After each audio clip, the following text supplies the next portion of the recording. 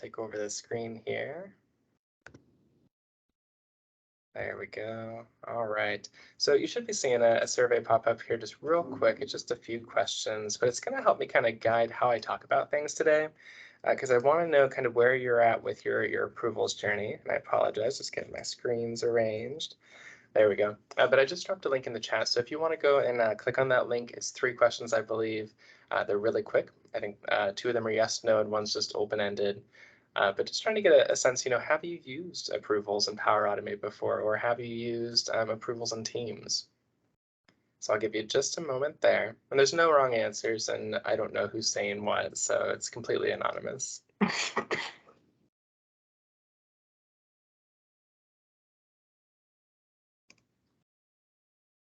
All right, so we're leaning on the yes side. That's good. Yeah, they've been out for a while, so we won't spend a whole lot of time there. But those of you who are answering no, just so you know, we will see how to get started. So we'll definitely give you that intro that you need.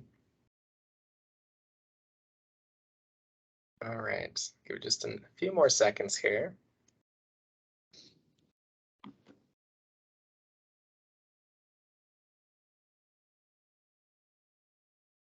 Excellent. All right, let's go to the second question.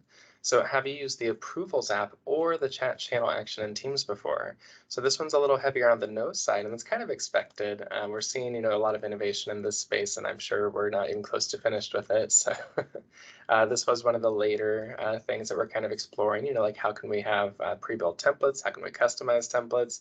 What's the point of having basic requests in Teams? Just trying to figure out the use cases mixed with, permissions too, like who can do certain things and can you specify your own approvers? So we'll cover some of that. Awesome. Then my final question for you is, what are you most hoping to learn about Teams approvals in this session? So how to do it best, just more about it, integrating it more in my organization, how to put approvals in Teams. So basically the title, perfect. Yeah, I'm glad I picked a good one then. How to use this, and then more conditions to query via UI. So if a user has a role like ABC and value 1 is ZZZ. Okay, so yeah, that's probably going to be more on the Power Automate side, which we will look at just a little bit. But when we get there, if you have specific questions, just like Tiernan said, raise your hand and maybe we can go a little bit deeper if we have time to look at those conditions, how to pull a user's job title, those kinds of things. Awesome. All right. Well, thank you everybody for answering those first questions. It does help me kind of gauge where I'm going to pivot my focus a little bit. All right. So who am I? Who's talking to you right now? Nate Chamberlain. I'm from Kansas City, Missouri. I'm a Microsoft MVP and Microsoft certified trainer. I'm really happy to be here today. This is just one of the best parts of my week, getting to be a part of the community and get to join you here today to talk about something that's really fun, or I think it's fun. So then I also write some books. I blog at natechamberlain.com. I hope you'll connect with me on social media. I'd love to maintain conversations after this session as well. Right, so without further ado, we're going to get into the content here. Basically, the way I do sessions usually is we'll have a few slides, just like the last one. We'll get into demo for the bulk of it, and then we'll hopefully have some time at the end for designated Q&A. But throughout, again, use the chat or raise your hand, and when we get to just natural pauses, I'll be sure to try to answer as many as we can and still get through the material. All right, so basically, if I broke down the agenda today, we're going to start with approvals and Power Automate. So the person who mentioned they had a question about conditions, this first chunk when we get in there would be a great opportunity to ask if it's not answered. Okay, and then approvals and teams. So just basically all the different aspects, how do I manage them? How can I see history? How do I create them, right? And who can create them? And then the big piece today, I think that I hope you'll take away from this is going to be the approval templates, where there is a template store, but who can use it? How do I create my own? What's actually happening when I do that? Those kinds of things. And then at the end there, I just put, there's different levels we're focused on today. So some of you may not be a team owner. Some of you probably are. Others may be teams admins or even the global admin. So there's something for everybody today, and we'll learn what you can and can't do throughout all of these topics. Starting out with approvals from Power Automate. Now I'm going to jump back and forth between a demo environment today. Oops, got a new setup going on. It's throwing me off. So bear with me as I figure out how my mouse works again. All right, so basically I'm going to be acting as someone named Megan Bowen, who's a marketing manager for this fictional company named Contoso Electronics. So everything you see today is fictional. There's no sensitive info about to jump in front of you here. Now let me see if I can shrink this a little bit. Maybe. Use. Not sure if you can see my team's presenting bar, but it's right where I want to go. Try this again. Okay, it's all right. In one moment.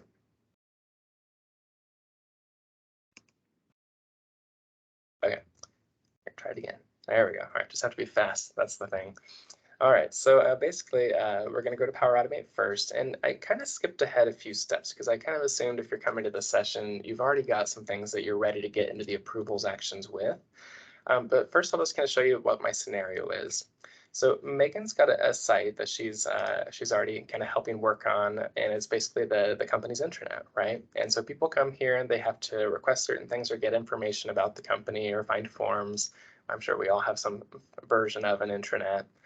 So basically, Megan's working on this travel request process where people can come here, click on this form, fill it out. And the idea is that it's really simple for them to make the request, and then we're going to automate a bunch of stuff in the background to get the proper approvals, right? And then it's going to record all of this, not in forms, because we don't want to have a silo out there, right? But we're actually going to write all of that to a list in a site called Leadership Team. So members of the leadership team, in this case, are responsible for approving those travel requests that anybody in the company can create. So why am I using forms? Why am I throwing forms in there at all? So many of you probably know that with SharePoint, permissions are key, and things can get complicated fast if you start breaking permissions and trying to worry about having list level stuff separate from the site. So one of the ways to get around that and to simplify permissions is to make sure that when you do have those org-wide forms, that we're not giving people like everyone access to a single list or everyone access to, you know, a certain page. Like that gets too granular and it's not a best practice. So just to kind of illustrate this point, in this particular team, they've created this travel request database, if you will, as a list. And if they wanted to have people come here directly and fill out this form, yeah, this looks nice. Sure, they could customize it with Power Apps. But at the end, they've got these additional fields like approved, right? And I've even added some more that aren't showing up on the form just yet. Let me do a refresh here. Oh, maybe I did. Maybe I imagined I did. Let me look real quick. Let's see. Oh yeah, they just didn't stick, that's all. Thought I was losing my mind there for a moment. So yeah, I did add a couple more approval related fields. And so when you start adding those and you have people come to SharePoint, they see those, right? And they're like, can I just approve my own request? Probably not, right?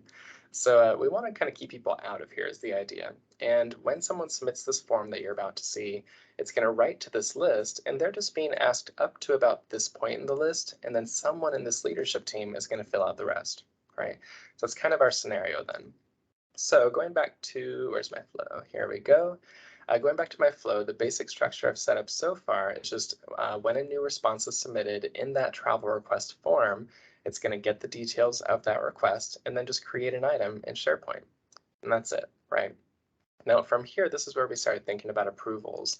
And I know this isn't a Power Automate centric session, but it's really important to kind of understand what's actually happening behind the team's approvals. And what you're about to see is that. So you're getting the backstage pass, and then we'll look at the upstage. So my very next step here, after I create that item in SharePoint, I'm going to add that approval. And there's a few different options you've probably already seen, especially those of you who've created these before, and they can be a little bit confusing at first. For example, there's a start and wait for an approval. There's also a create an approval and a wait for an approval. So what's that all about? When would I use which? Now, most of the time, I'm just going to speak kind of generally here and make a lot of assumptions about who you are and what you do. But most of the people that I work with and have helped over the years really just need to start and wait for an approval. There will be cases, though, where create an approval makes sense. Let's talk about that before we go any further.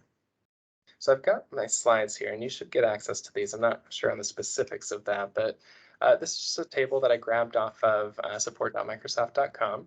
So you can click the link there to get the full context of it. But I wanted to put this in my slide deck because I think it's a useful resource. And I did update CDS to Dataverse there. So I made one small change. But anyway, you can see if I chose start and wait for an approval here, it's going to create a record in Dataverse. It's a requirement. There's not an extra charge for that or anything. And then it's going to send an email notification, right? It does allow you to use the approver's response and any comments that they made as an output that you can use in later steps, right? And then the one note here is step outputs an adaptive card that can be posted to Teams. All right, so that's kind of one of your deciding factors, clearly. If we get all of these things, but we don't get that, maybe that's a breaking point for you, and you're like, we really want those adaptive cards, then maybe create an approval is the better route for you. So now create an approval is paired with wait for an approval, right? So you would first create the approval, go through the rest of your flow, and maybe that's it. Because if you don't add that wait for an approval step and you just create it, your flow completes, right? There's no chance of it timing out. By the way, there is a 28-day waiting period where if you chose this start and wait for an approval and 28 days pass, that flow fails if it didn't get approved because the flow doesn't proceed until that approval is finished. Okay, so that's one thing about this one, 28 days, whereas create an approval is still creates the approval in the approvals app. I'm going to say that word a lot in this session, so we're going to hear approvals a lot. But anyway, I can create the approval, finish the rest of my flow, do whatever other actions that I have, and complete the flow without worrying about that 28-day period passing. Right. So basically, yeah, we'll create the approval, and then you can optionally add the wait for an approval, and you can see down here why you might want to, and that would be to be able to use the response or the comments later in the flow.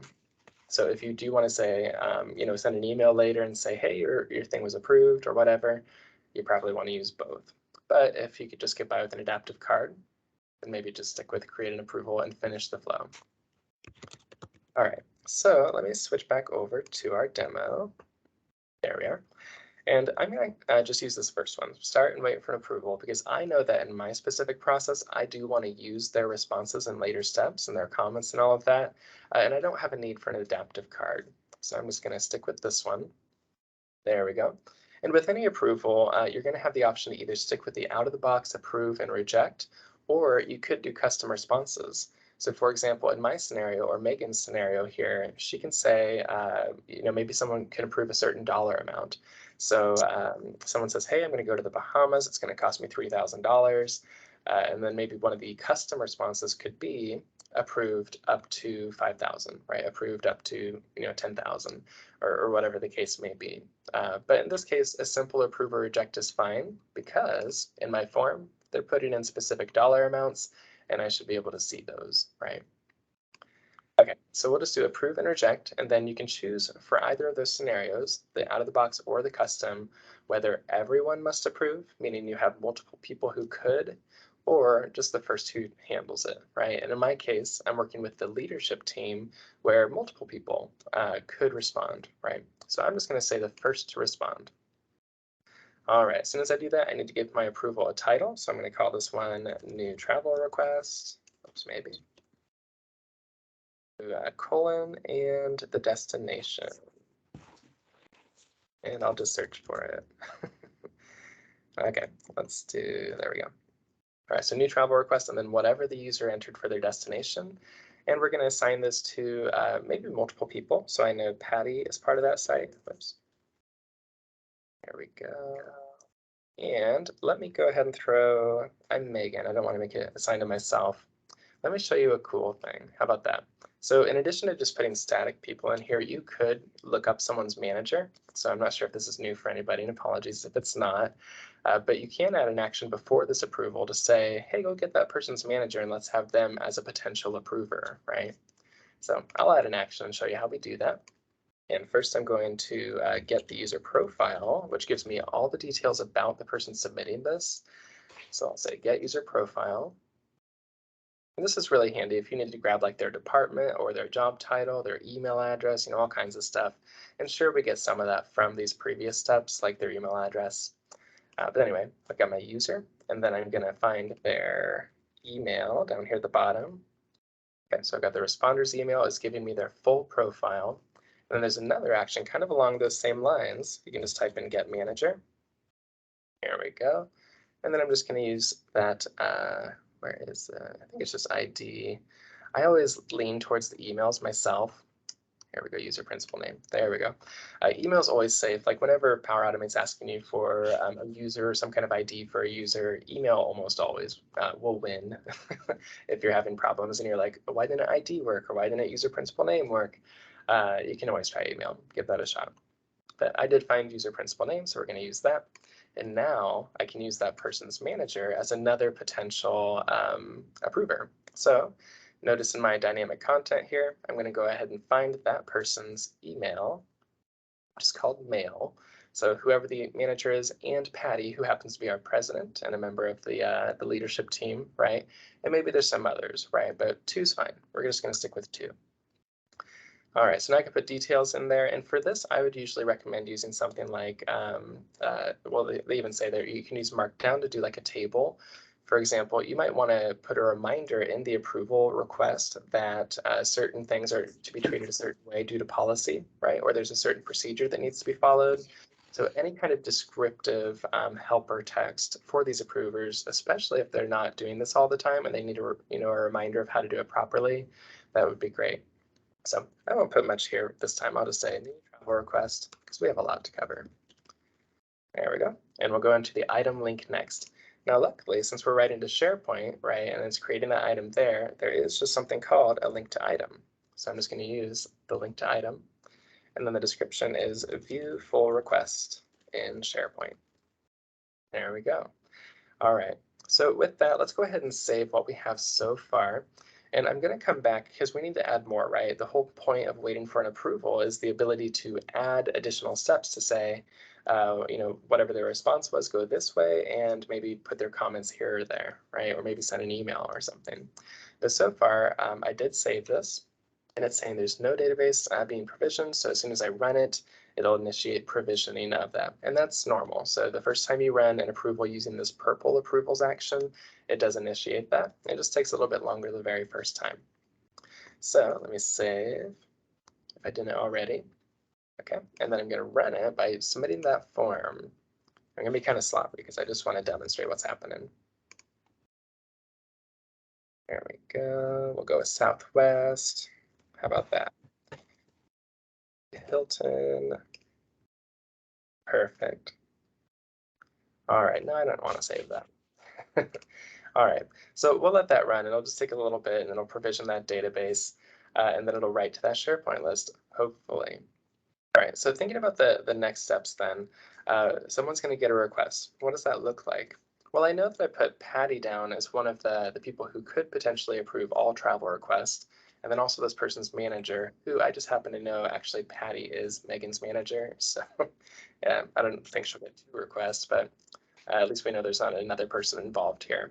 So because of the flow type that I chose, it's going to be, someone, whoever from those 2 people responds first, will move it to the next step, right?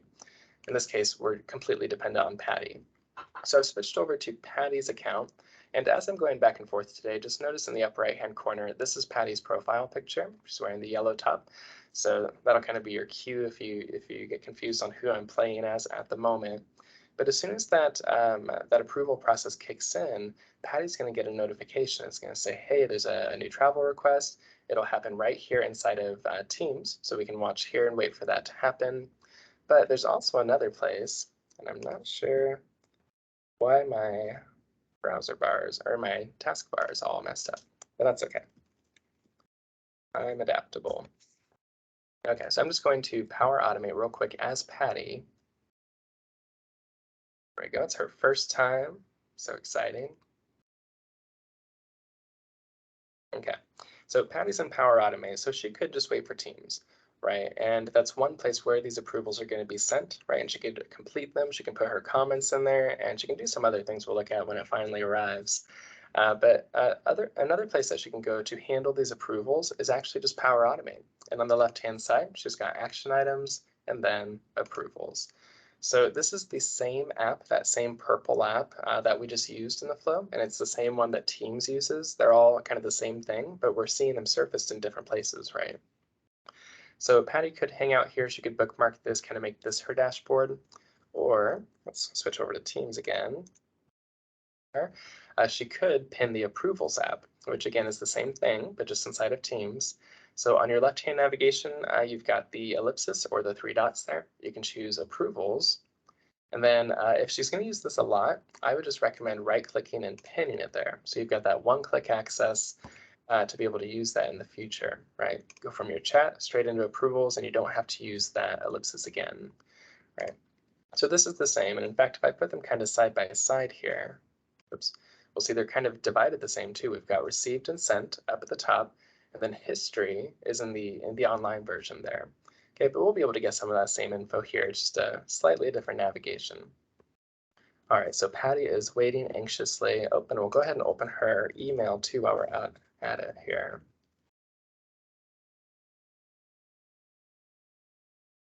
Okay, so we've got all of Patty's potential places ready to go.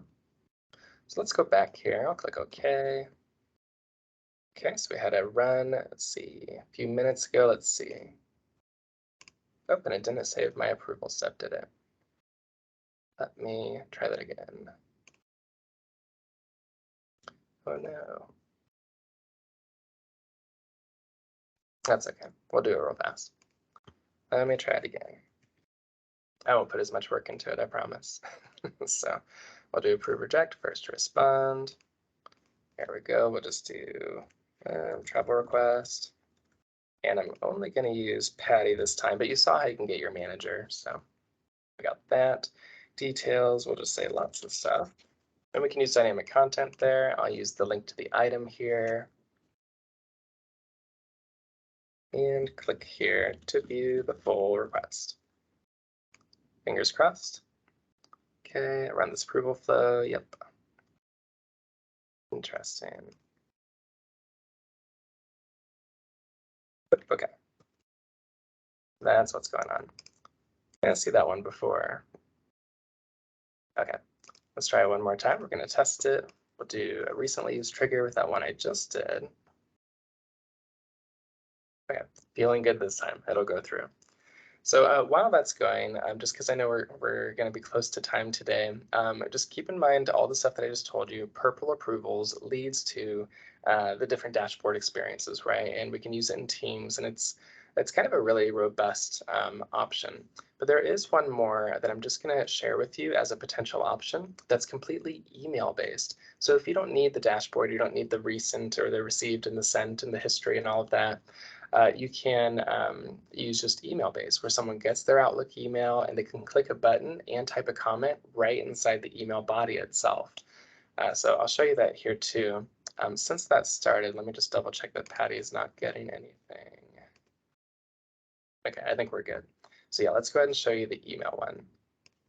Okay, and we'll check back in on this one. So let's go ahead. I'm going to create a brand new flow. And this one is going to be automated. Actually, let me just copy the one that I have.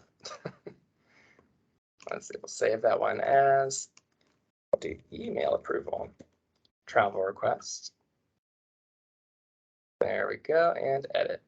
I'm going to save myself some work on those first few steps. So same structure here. I just want to show you an alternative option that doesn't require that Dataverse database that it's setting up right now, and doesn't require all the bells and whistles, right? Just a very simple click here to give me your answer. So new responses submitted, still using the travel request form. We can create the item in SharePoint if we want to. I'll go ahead and leave that, but I'm going to delete this purple approvals. Dun, dun. All right, then we're going to add a new step here, and I'm going to choose Outlook. Oops. And I always add the word options to find it faster. So Outlook, options, and then we're looking for this send email with options. Ooh. Curious, has anybody used that? Just let me know in the chat maybe.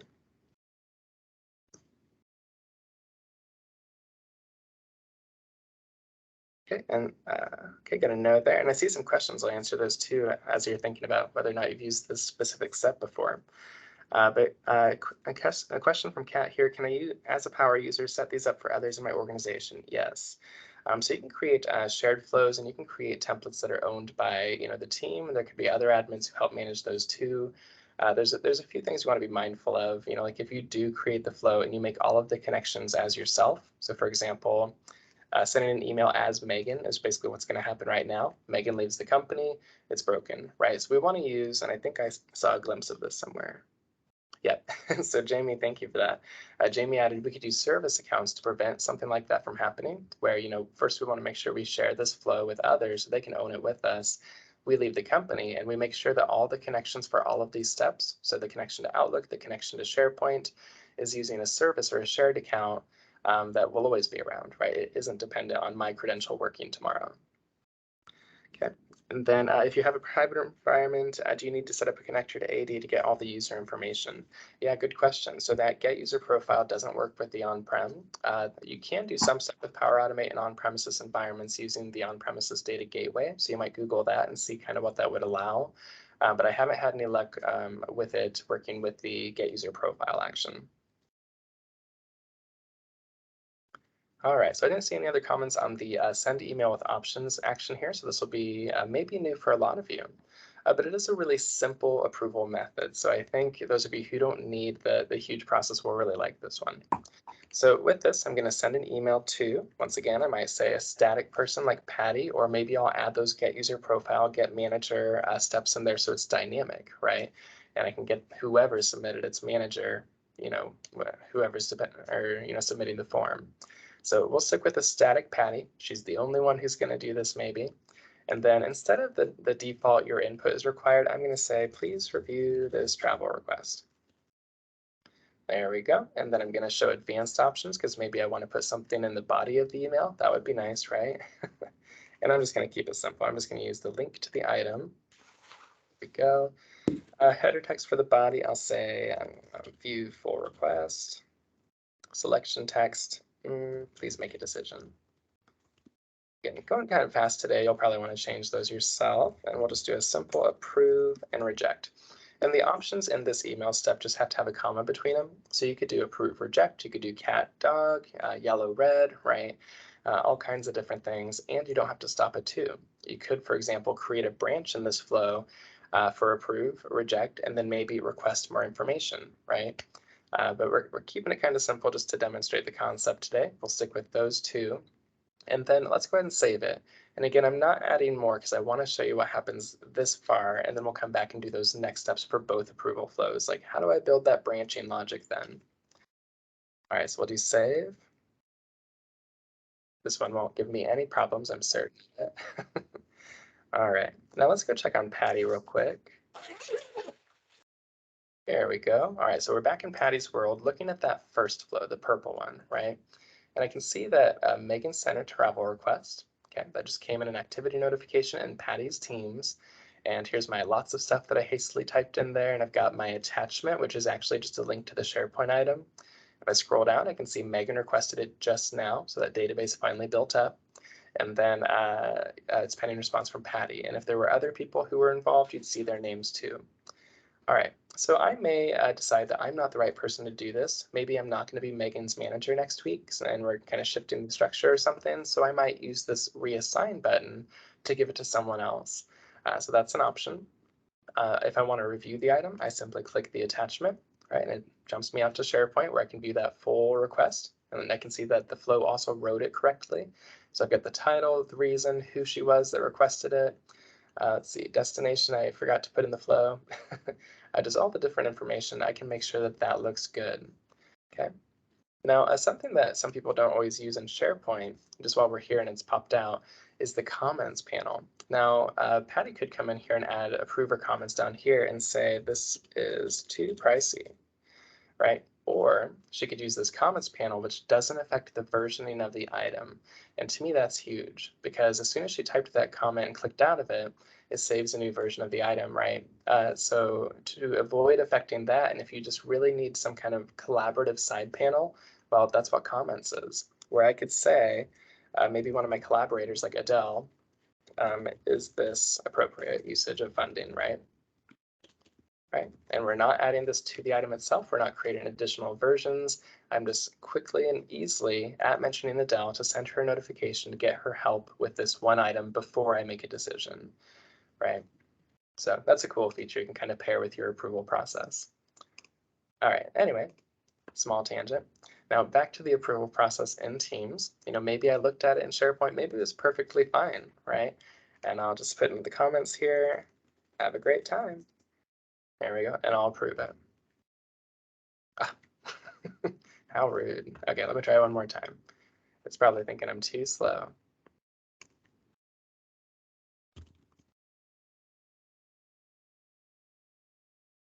That's never happened before, so I don't think the too slow is a real thing. There we go. All right, so I sent the approval. So what does Megan get? And remember, I haven't really done much. In the Power Automate flow, I've started and waited for an approval, and I didn't say anything happens after that, right? That's the end of the flow. So going back to Megan here, let's look at her teams.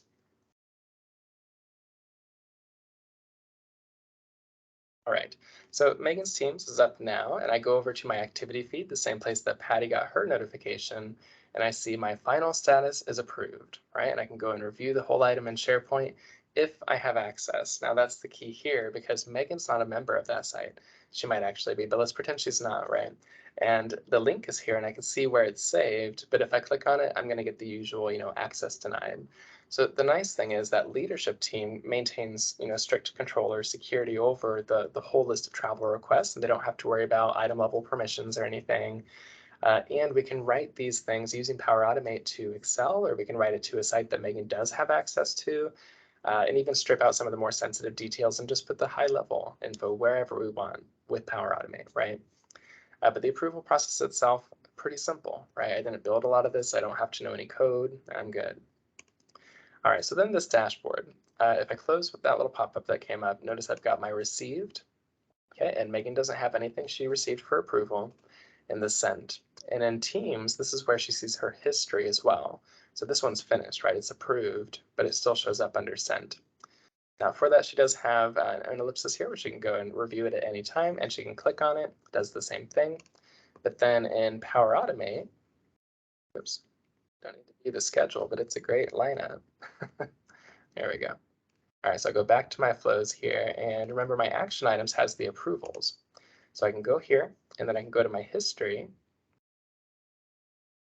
maybe. Oh, okay, so that one's a little slow, it seems. So we'll just wait for that. But you've got an extra tab basically for your history for ones that are completed. Whereas in Power Automate, your sent would show you the pending ones, the ones that haven't been completed yet. So slight difference there, but same concept, right? Okay, so it's time to switch, and instead of looking at the purple one, and we'll come back again and finish the branching, but I want to show you the Outlook alternative, the simpler, just a very basic email-based approval. So we're going to use the ellipsis here, and we're going to turn this one off just for a moment so we don't get duplicate approvals started here, and we'll turn on this new one. Let's just review it real quick, make sure I got all my ducks in a row. Cool, awesome, great, okay, pretty straightforward. Let's submit another request.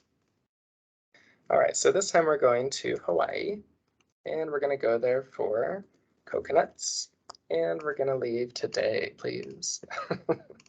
There we go. Alaska gets over there somewhere. I'm not sure if they go. Yeah, I think they do go. Not that that matters. Yep, and the name, let's call that, I don't even remember, Drury. Maybe that's one. I'm going to do submit. There we go, and we'll wait for that to kick in. Now this one won't take near as long. It is the first time we're running the flow, and that always takes just a little bit longer than the next time, but it's not established in a database. We're not going to have to wait forever for that. So we're going to switch over to Patty again, getting a little bit of whiplash with the back and forth playing two people today, right? But let's go check her email, because again, this one is email based. Now, this email just came in. It says, please view the full request. I could have spent more time formatting that, making it a pretty clickable link, but I didn't. But you certainly can, right? And then down at the bottom, here's that header that I typed in. Please make a decision and approve or reject. So put anything you want in that details section. It can be as much or as little as you want. I've seen people just do click here, and I've seen people do a whole paragraph with policy information and all the details of the request itself right inside the email body. And probably, if we had infinite time today, that would be the better practice. Put where she's going and how much she wants to spend and why she's going, all of that right here. And then without having to click on anything, that decision can be made, right? And Patty can say, yep, that looks good to me. I click on approve. Thank you, your response approved has been successfully registered. That was pretty simple, right? Just a single click. So then with this particular kind of approval, the only downside is that history is hard to find. So if you want to be tracking these responses, we do have to add additional steps to the flow to say, take the response and track it over here, right? Put that in SharePoint or send an email back to the person who requested it, because at this point, Megan doesn't know her request was approved, right? All right, so a question here, does the email option allow to have comments? Sometimes it does, but it's going to be the purple approvals, I believe. Let me see. Yeah, it's not this one. I think it's the purple one. Let me see right here. Yeah, so it's the purple one. And I keep calling it the purple one, but that's kind of how I distinguish between the two. The purple approvals are the Teams approvals ones that we've been working with before this one. When you go to those emails and you click on approve or reject, notice it does give you a comments box. Now this one's already been approved, so I won't do it again, but you just click on your option, put in your comment, and hit submit. So Outlook, just a simple yes, no, or yellow, green, or cat, dog, but the more formal ones where you would have those comments, probably want to use the purple approvals. Oh, great question. All right, so let's see, I'm Patty, got to figure out who I am again. We'll go back to Megan. All right. Okay, so we're back in Megan, and I won't go back and forth that much for the rest of the time, really. We've got Patty as a backup if we want to go and look at something that she'll experience, but I think we get the concept, right? It's either going to come through Teams or it's going to come through email, and we can choose kind of how to train people with that. So one other thing I'll just mention real quick about the purple approvals is if you chose the, create an approval as opposed to start and wait for an approval, that does bypass the email. So you can kind of choose, how that works. And if you want to just send a card, maybe through Teams as opposed to the full message, that does help people get out of their inbox more. So I've definitely worked for and helped people in companies where they're like, we just work in our inboxes and that's where we want to do this. That's fine. And then for the opposite, because those exist too, right, where we're trying to use our email less, get out of our inbox, we want to direct people towards Teams. We want to keep them there all day, right? So purple would probably be your better option there with the create and approval method. All right, so you've seen a couple options there. Now the next step is going to be getting those approver comments or approver responses from either flow and using them with some kind of conditional logic, right? So what I'm going to do is create a new step under either one of these. Doesn't really matter. I'll start with the blue one, the Outlook one, and I'll use a control condition. There we go. And then for the blue one for Outlook, it's going to be the selected option. Okay, that's all. So the selected option, if you clicked approve or reject, is equal to, and then sometimes you just want to double check how you typed it because you might have put extra letters in there, might have abbreviated or whatever. Just make sure it's spelled the same. So if they clicked on approve, then we have this if yes branch, right? Otherwise, it's probably a reject, right? And we'll go to the no branch. All right. So I'm not going to build any more here, but you can imagine if you did click on approve, we should probably create a send an email action that's going to let Megan know, hey, your request was approved. Something else you probably want to do is update the item that was created in SharePoint, right, and change that status to approved, right? So you have that history, which we don't get with Outlook otherwise, right? So definitely some more steps we would want to do there, again, with infinite time. Now I will show you updating the SharePoint list item, but I'm going to do it with the purple flow because or the purple approval, because that's how we're going to spend the rest of our time today, is focused not on the Outlook, but on the purple approvals that we use with Teams. So we'll go back to my flows. We will turn off the Outlook one. I'll keep it here in case you do have questions later and we have some time. You can always come back to that. But this one's going to work much in the same way. So I've got my purple approval this time. I'll create a new step. It's going to be a condition control again. There we go. We'll choose a value. And for this one, there's a bunch of stuff. So I just searched and I'm looking for the word response. So this one, it's kind of worded strangely. So responses, approver, response. There it is. All right. It's a lot of response in one line. So we're waiting for that approver, right, to indicate something. And remember that this times out after 28 days. So we want to make sure we're training people to be prompt on these and make sure that they're getting those done within 28 days. Because the approval itself, like inside of Teams, will stay there, but it's the flow that fails. So anything you put after it, even if they click approve, 30 days from now, nothing else that you program here or that you write here is actually going to execute. So the follow-up email isn't going to be sent, the SharePoint item won't be updated. So it's kind of a big deal, right? So we want to get those approved within 28 days. All right, so we've got our response put in there. Our condition turned into an apply to each step. So if you had multiple responses, but we don't in this case, so we're not worried about that.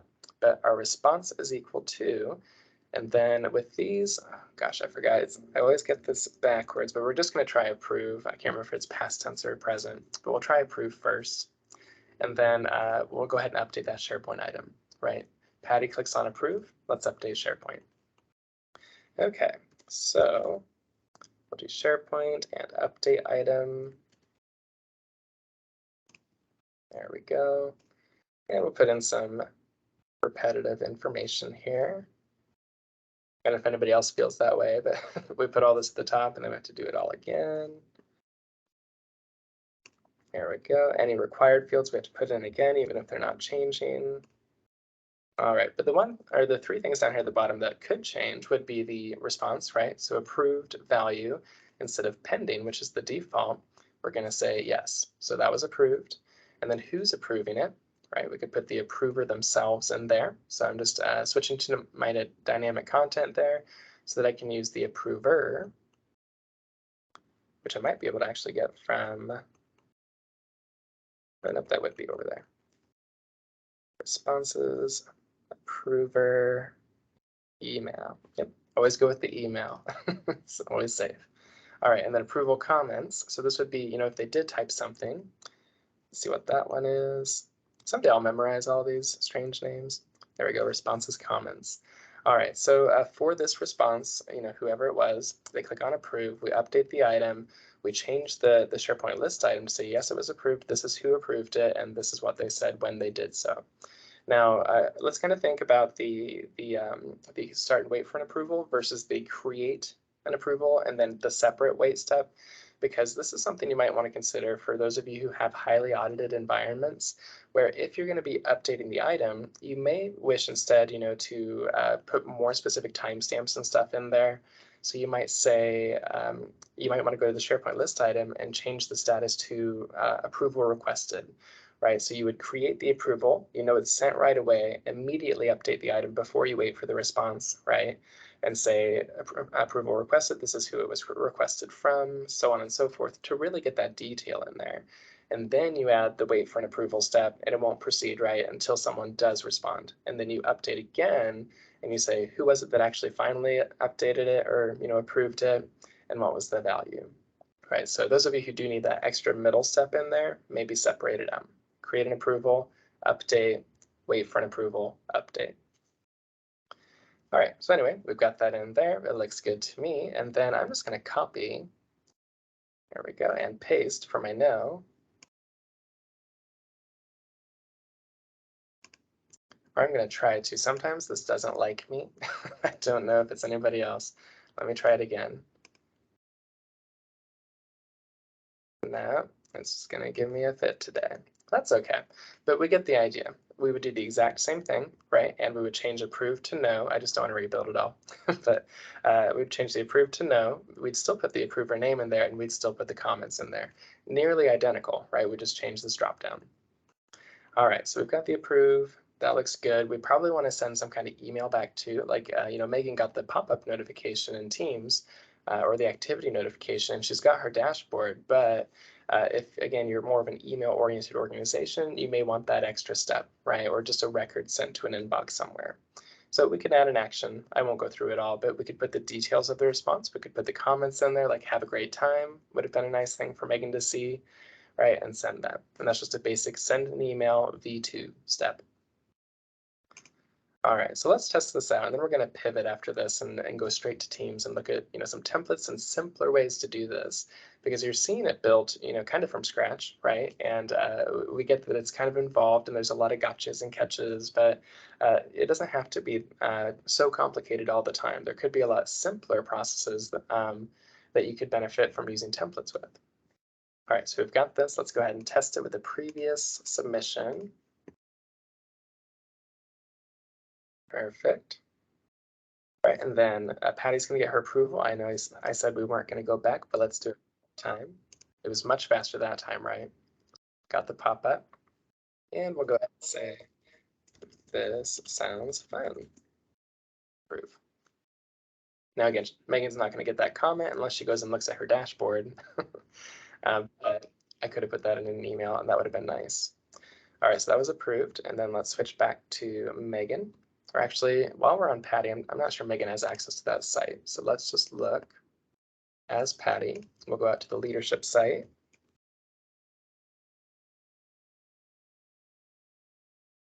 Well, I know that Megan actually does have access now that I think about it. But that's okay. We're going to stay as Patty, right? Let's imagine Megan doesn't have access and Patty does have access to that site where we're storing all of this. We avoided item level permissions. That's great.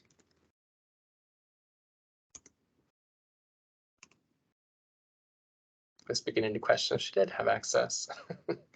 All right, and then here's our travel request.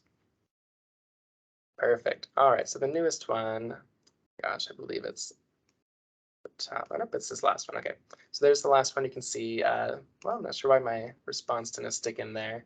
I'd have to do some digging on that, but it should be pretty simple. You know, it should say approved, and I've got Patty as the approver, and there's the comment. This sounds fun.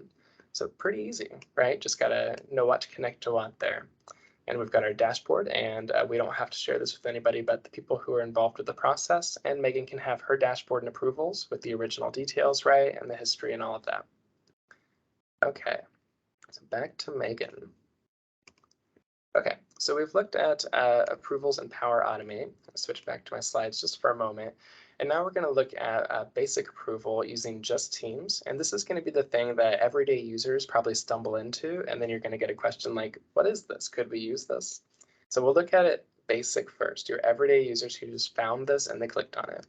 And then we're going to look at how you might want to potentially, lock it down for certain groups of people and not have it as an option. If we have some time, I'll show you that from the admin center. Otherwise, we can just discuss it. And then I'll also show you how to create custom templates. Like notice right here, this is an everyday user who sees a button that says templates and approvals. And if they click on that, all it does is say you could have templates, and they can't click on anything. They can't actually create them unless they have a certain role. So we'll talk about that too.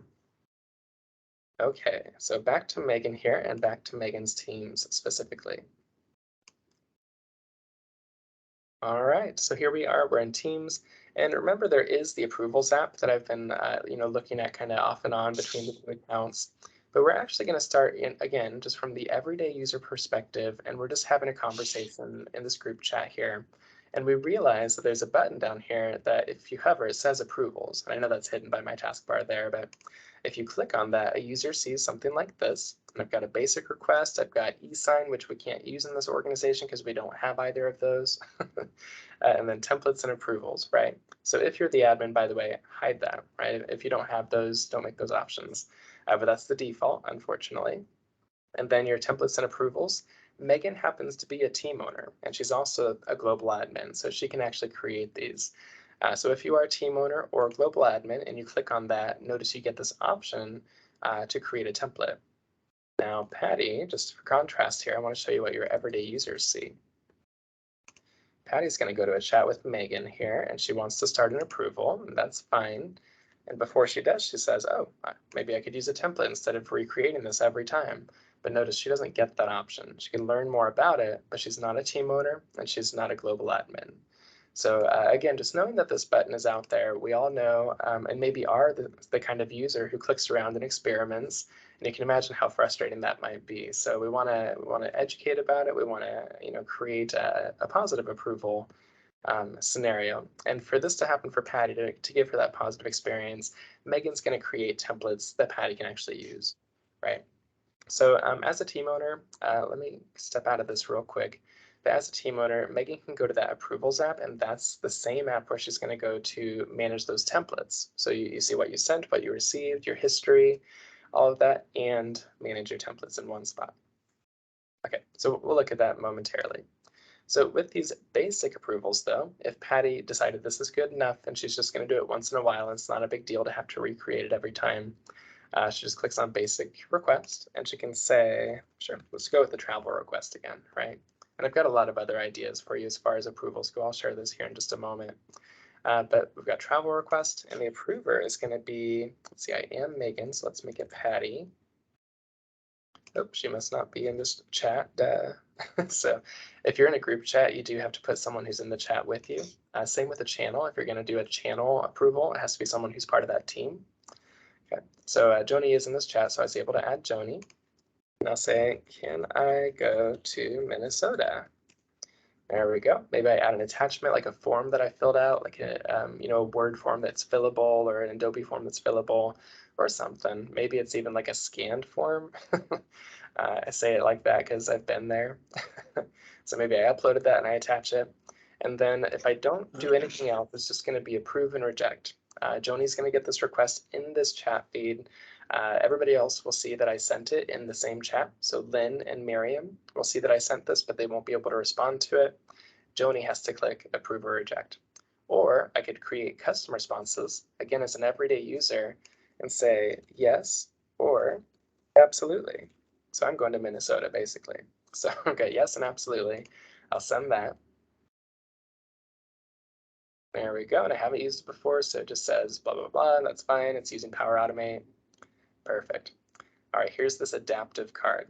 So remember I mentioned the one kind of purple approval that if you just create the approval, it allows you to use adaptive cards. This is what one of those could look like, right? An adaptive card where it's interactive, it just posts and then someone can click on it right here. All right, so Joni gets this. She can go ahead and request it. Notice Megan, the requester, cannot. I can only view the details. And I'll click on that and I can cancel or follow up. So follow up is handy. Keep that in mind because it's going to work for all of our templates too. If you are the sender and you're not getting a response on something, follow up, right? And Joni's going to get another notification that says, hey, Megan really wants to go to Minnesota, right? And then she can go and indicate her response, right? Or if Megan cancels her plan, something comes up and the approval hasn't finished already, she can just cancel, right? And of course, that removes it from Joni's obligations and it won't be able to be responded to. Okay, so that's pretty basic, right? You click on approvals, you type in the details of your request, you choose who can approve it, you can tell them what their options are, and that's it. But you get full customization of that. So when we start thinking about templates, we start asking questions like, well, why is Megan able to choose who can approve her travel request? That doesn't seem very standardized. It doesn't seem official at all. So we use templates to create those official processes that our entire team uses in a standardized way, right? Where the same questions are being asked on all of them. It's going to be the same approvers for all of them, right? And when we're looking at the history or the dashboard, they're consistent, right? And we can look down and have reportable data that's much more audit friendly than just random requests left and right that are used completely differently. All right, so that's a chat approval that just a basic user can do. So same concept. I won't spend as much time on this next demo because it's very similar. But if you go to a team and you choose a specific channel, like I know that Patty's part of leadership, but it looks like Megan is not, maybe, unless I just missed it. Yeah, so let's do the market project team. I think Patty's in there. So I'll go to this design channel and I'll create a new conversation and I'll say, hey, let's order lunch. Right, and then someone says, oh, well, let's submit an official approval for that because we have a process, right? So Megan's like, oh yeah, I forgot that. So we do the approval. Maybe we have a template, but we don't yet. So we'll just use the basic request and we'll say catering request. Right, approver is Patty. She's got the paycheck or the credit cards. There we go. We'll say, can we, oops, cater our meeting again this month? Right, maybe I put the receipt from last month, maybe I put a formal request in there or something. Maybe I just type it all out, right? We're gonna spend $300 on cookies, right? And then I could do custom, but this time I'll just do the default and we'll send that. And again, I haven't used it in this conversation, so it's just saying, here's the privacy policy, terms and conditions for Power Automate, and here's my catering request. Very similar, right? The main difference is this lives in a channel, which outlives me at the company, and it'll stay there as long as the channel's active. Chats, of course, depend on the people who are using it. So if it's just me and you having a chat and I leave the company, well, that's not really a great place to keep these kinds of records or archives, if you will. But it's fine for one-offs, like, can I leave early today? And here's my request. All right, so here we go. We've got our channel request, and we'll go ahead and look at Patty's experience this time, just so you can see one. And that was on the design channel. Here we go. Just thinking about it. All right, so I could keep talking about it before I make my decision. Since we're in a channel, that's kind of how that works, right? Just keep on talking and mentioning people. But when I'm ready, I'll say, sounds delicious. And we'll try to get rid of this purple. There. It's helpful, but there we go. Sounds delicious. And approve. So that's pretty easy, right? I really like this experience of the adaptive card, just because you put it where people are going to see it, right? And everybody's on the same page. Now the whole team sees that that catering request was approved, right? We can be on the same page when they show up, and we're like, oh yeah, I guess you did get authorization for that, or we did agree to that, or it's complete transparency. So whether it's a channel or a chat, that's a basic request. All right, so moving on to the more interesting, and I would argue the most interesting part of this presentation are the templates, the ability to create these templates that use that same concept, but in a more official feeling way, right? And the catch to this is just that only team owners and admins, whether they're a Teams admin or a global admin, can create these custom shared templates. So for example, Megan's the owner of the Marquet project team, and if that's the only team she's an owner of and she's not a global admin, she can create templates just for her Marquet project team. Okay, but Megan happens to be a global admin. So in addition to being able to create this for the Marquet project team, she can distribute them org-wide so that all departments and all teams and committees use a standardized process, right, that was approved at the top. So let's go ahead and look at these now. How do we use those? Okay, so going to the approvals app, I hinted at this earlier, that's kind of the place you go for everything, right? It's your sent, your received, your history, and your templates. So let's go look at that. All right, so down here at the bottom, you'll notice there's a tiny link that says create or manage templates. Okay, so it's kind of out of the way. And just so you know, Patty, who is not a team owner and not an admin, doesn't see anything there. So you do have to be a team owner of at least one team to see this link. So Megan clicks on create or manage templates. And then notice it gives a suggestion here to start with a popular template. Okay, so we might. And then up in the upper left, this is kind of where you can change the scope, where if you had org-wide templates in use already, you could see those here. Or you could go down and say, oh, here's my Marquet project team. What templates do we have? None there either, right? There's also one for the company. So again, your admins can create some for specific people. So think about an audience of managers, right? Or an audience of trainers. Ideas. Oh, sorry. What's... Sorry. Oh, you're good. You're good. Yeah, basically the specific people, could be, managers, could be trainers, any kind of group of people on a specific project, but we're thinking who should be submitting these requests. Does it make any sense for, someone who works in operations to be submitting a sales order request? Maybe, maybe not. So you can limit it to, authorized people or managers, right? Maybe there's not even a request approval, but it's more of like a nomination where you want to nominate one of your direct reports for an award, right? Or recognition of some kind. So you don't want to make that form or that approval process available to everybody because it's supposed to be directed by managers, right? So it doesn't have to be a specific team, doesn't have to be org-wide, it could just be security group based. All right, so let's go to one of these templates. I'm going to click on View More, and just I'll give you a slide of a bunch of ideas that include a lot of these, but just kind of glance real quick. There's a lot of options here. Okay, so we're going to go with, we've been doing a lot of travel, and I know not everybody has travel that they're dealing with, so let's go with project request. That sounds pretty generic. So this project request, excuse me, the project request template comes with a bunch of fields that are different from the ones you saw me do with the basic request, right? Which was basically just the name, who can approve it,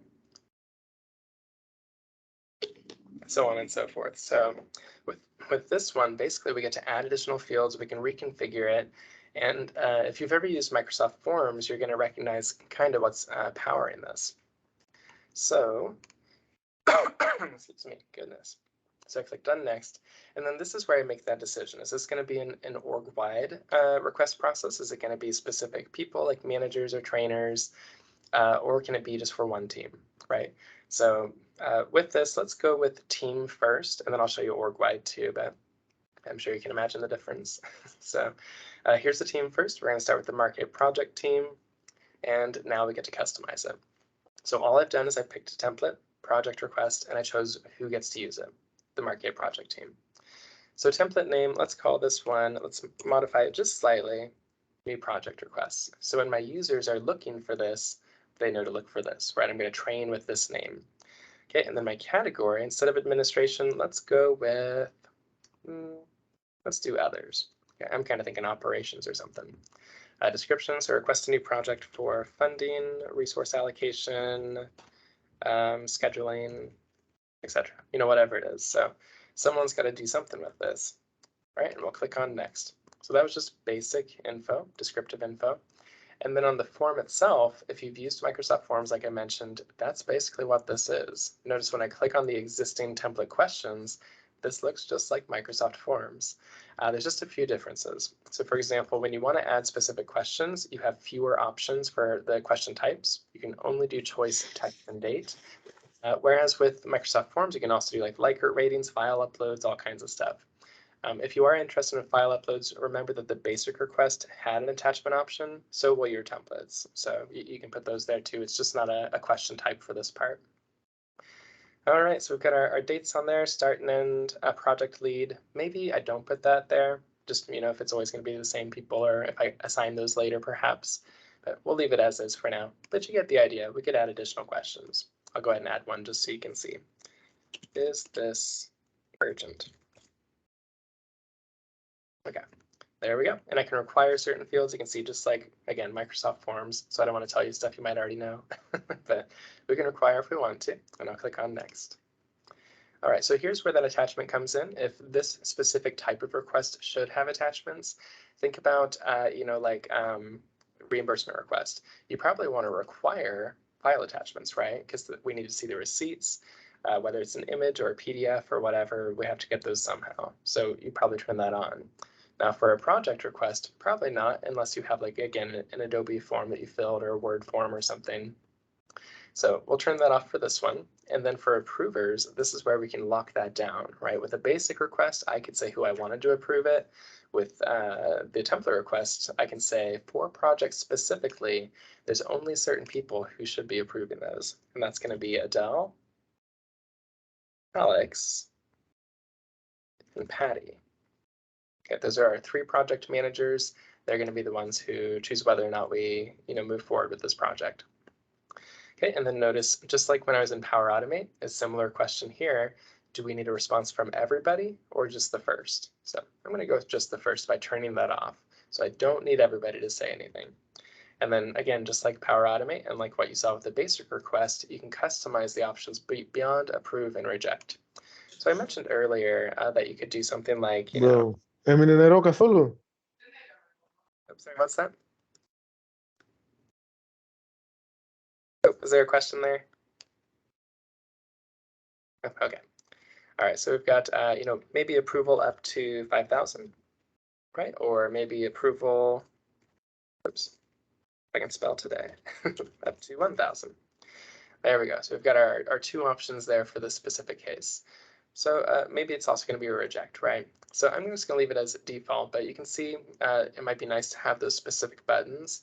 Or for a case like this, maybe you're going to have options that are rather, you know, like who's going to handle it or which funding code it's going to fall under. Because maybe if someone's submitted it, you know that it's going to get approved. It's just a matter of where it falls, right? And then comments required, we'll turn that on because we need maybe some additional info from these people. And let's preview it. All right, so someone who's submitting this puts in a name like Project ABC or Project Chamberlain. Notice they can't change the approvers, perfect, but they'll see who it is that could approve it, right? Project name, start date, end date, project lead, description, notes, and my added question here, is it urgent? Perfect, let's publish. Great, and that's enabled. So let's do one more just real fast. I won't spend that much time, but I'm going to create another new template, and this one is going to be, let's do reimbursement. So this time I do want attachments. So let's see, reimbursement type, yep, looks good to me. This time we're going to do org-wide. So I've got a team-specific one for new projects, and I'm creating an org-wide one for reimbursement. Okay, here we go. So it has to create this admin group first, that's fine. Shouldn't take too long. Can you hide the approvers as a question? That's a good question. Let's find out together here in just a moment. I don't think you can. All right, so we've got the approvals app admin team. All right, they created that for us. Okay, so here's our org-wide reimbursement template. And again, as a global admin or a Teams admin, you can create these kind. So I'm just going to leave the reimbursement name alone. So when someone's looking to do this, they'll just look for that, right? Categories, finance, that's correct, and description, perfectly fine. Okay, so reimbursement type, maybe I want to change those options. Maybe we don't have group construction expenses, and maybe we do have, let's see, hospitality. That'd probably include food, office supplies, perhaps, or work from home reimbursement. That was a big thing recently, right? There we go. So I've got some other ones there. All right, that is required. Reason, fee content, transaction date, amount, perfect. It's kind of going through those steps, but just let me know if you have questions about any of the forms specific stuff. And now with this one, yes, I do want to require a file attachment because I need receipts of some sort. Okay, and the requester, I could let them enter. I could specify approvers, or notice your Teams admin and your global admins can choose the direct manager of the requester. That's nice, right? Now for reimbursement, it's probably going to be specific, but I just want you to see the direct manager one. So we'll go with that. We'll kind of stretch our scenario a little bit. But yeah, for reimbursements, typically your accounting folks, right? But you Hey, know, Nate. I work from home. Sorry about that. There's a question in the chat around, can you hide the approvers? Sure, yeah. So I'll check here in just a moment if we can. I don't think we can from here. I'm almost confident. But when we get to the actual form, let's see if Patty sees who those people are. Perfect. Yeah, there's nothing here that'll allow us to hide it, though. Thank you. That's a great question. All right, so we'll specify approvers here. We'll go to our people list and we'll say, let's go with, let's see, I don't want Patty to do it because she's going to submit it. So let's just stick with Megan. Megan will approve our reimbursements. There we go. And we'll just do approve and reject. Again, I might change those to something custom, and then I will require comments on this one as well. There we go. Perfect. All right, so I've got two templates. So remember, I have this drop down in the upper left-hand corner. I've got my Marquee project team I can go and look at. I can find all of our custom templates there. I'm an owner of a lot of other teams, which is why I'm seeing all of those. And then I've got my org-wide template for reimbursement. So let's go and look at those now as Patty.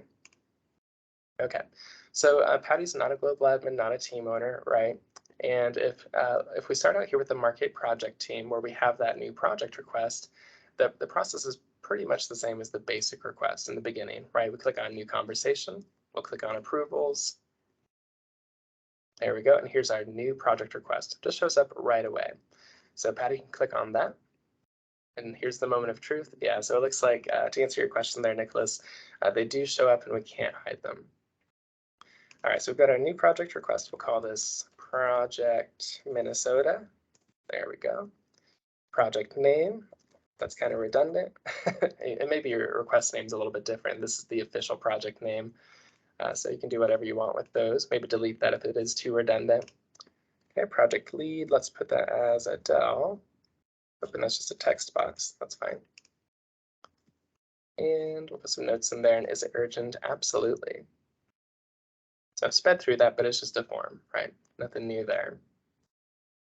All right, so let's see if that shows up here. There we go. So Patty, via approvals, has Project Minnesota that she requested in front of all of her peers in the Marquee project team. So we're all on the same page. We see the details about it, when it's going to start and end, who'd be responsible, and we're all waiting for that final decision for the approval. Now, in this case, Patty was one of the approvers, so notice she can approve her own request, but a good practice would be to let Adele or Alex handle that, right? Because it's just not ethical, right? So Adele or Alex, they're going to come in here and have these same options to add a comment, which is required, and then approve or reject.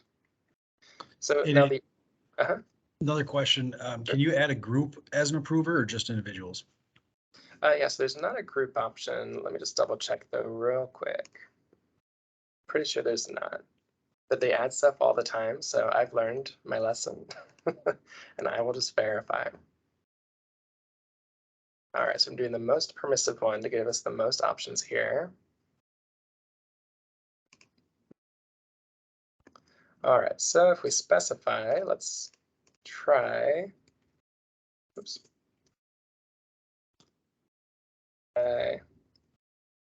It's a person. Let's try one more.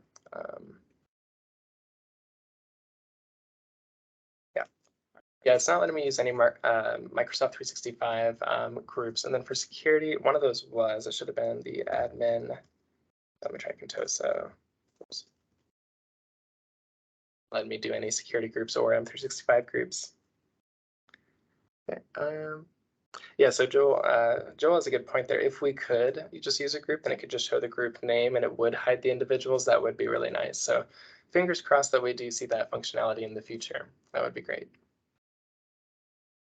All right, so going back to the org-wide example. So as Patty, switching back over here, Patty's going to go to a completely different team, right? Retail, which we know because I've created them all in front of you today, that there isn't any retail specific approval processes out there, but there should be the reimbursement request, right? The org-wide one. So let's try a new conversation on this completely different team. We'll click on approvals, and then let's click on templates. Nothing's here. Okay, so let's have Patty go to approvals where it's not team specific, right? We'll click on new approval request. There's reimbursement. So when you're doing your org-wide ones, it's a little bit different training that you're going to have to share with people. And maybe the better training to do would be to say, you know, it's nice that you can go to the Marquet project team and initiate your approval request there. But if you're looking for org-wide and you can't remember whether it was org-wide or whether it was a team, maybe just get used to the approvals app, right? And remember, all we have to do is go to the ellipsis, add it, and then pin it, right? And it's there all the time. So then in the future, I don't have to remember whether it was the retail team or the Marquet project team or whether it was org-wide. That's a lot, right? So teach people to go to approvals, go to new approval requests, and then they'll see all of their teams and the org-wide ones in one spot. Okay, so let's do our reimbursement request real fast here. Now we're getting close. See that Megan's going to approve this one. It'll be accommodation. We'll put some bogus text in here. Perfect, very expensive. All right, and our attachment's required this time, so we'll go ahead and upload that from here.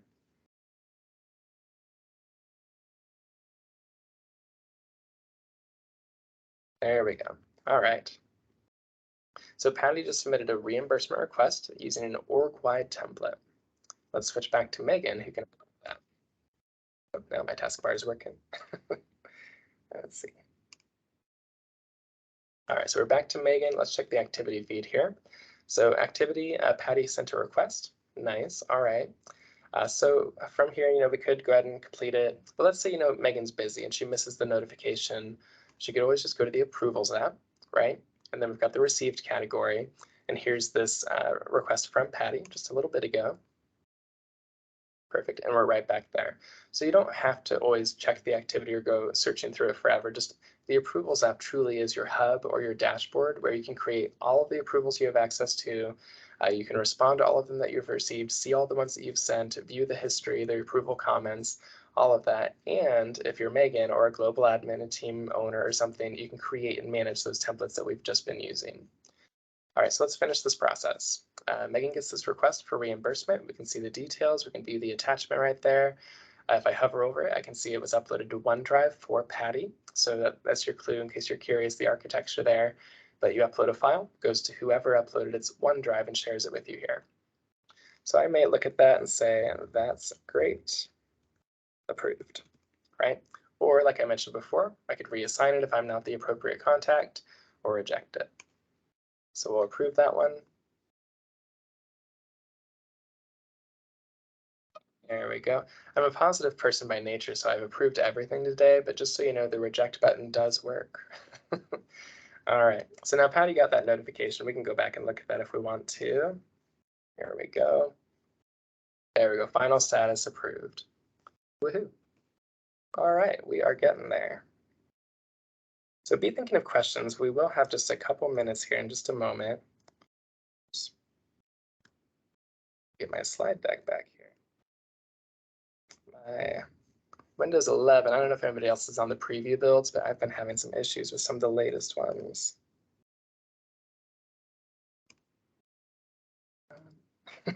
Bear with me, thank you for your patience. Okay, there we go. So back to my slides here. So we've just looked at the approval templates. Quick recap, team owners and admins can create those, and then anybody else can use them depending on their membership, right? So then let's see. Jake has a good question here. Can you have the file saved to a team, not to the user OneDrive? It's actually just going to use that by default. I don't think there's a way right now to reroute that. Now you could use a link, right? I chose the upload from my computer, which uploads it to my OneDrive and then shares it. But there was another option. Let me see if I can get this. It's just being so finicky right now. But yeah, so there was another option there. Here, let's go to approvals. I'll go real fast through this. Okay. There we go. We'll put test in there. We'll choose a response. Okay. All right, so there was another option here. We could use OneDrive, upload from my computer, or what you'd be looking for SharePoint would be the attached link. So we'd use that. And then I'd say this is the receipt, right? And then this could be the file from SharePoint. That's kind of a pain because I can't browse it, right? I have to go out to SharePoint, copy the link, paste it here. So kind of odd. Now with the team specific ones, let's go look at that one because I didn't require it there. But if we do the same process, we'll do it from a channel this time. And there we go. Really fast again.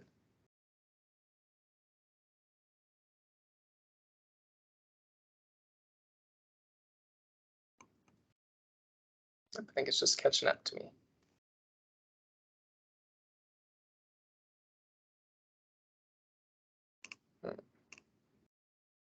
Come on. Making it think too hard, too fast. Let me try it one more time.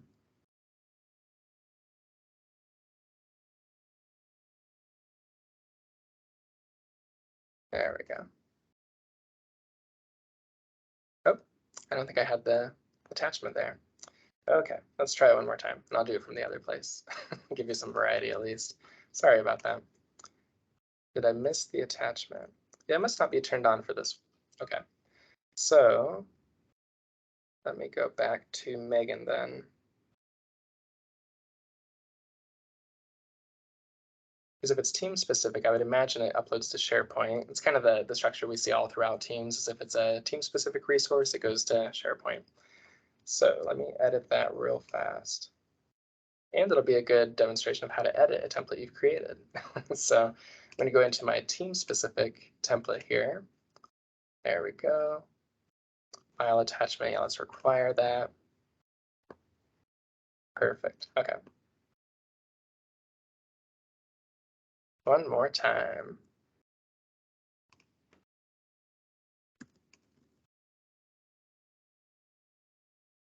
I should have made fewer questions. All right, so here we go. Let's try to upload. Let's see where it goes. It should go to SharePoint is my hope. Since this one is team specific, right? That's the catch.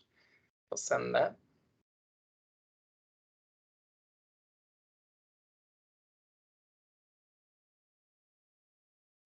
And I think that went. There it goes.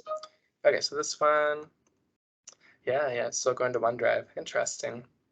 That's a bummer. Yeah, I hope we see an improvement in that space. So maybe if we have someone on the product team here, that's a recommendation for the day.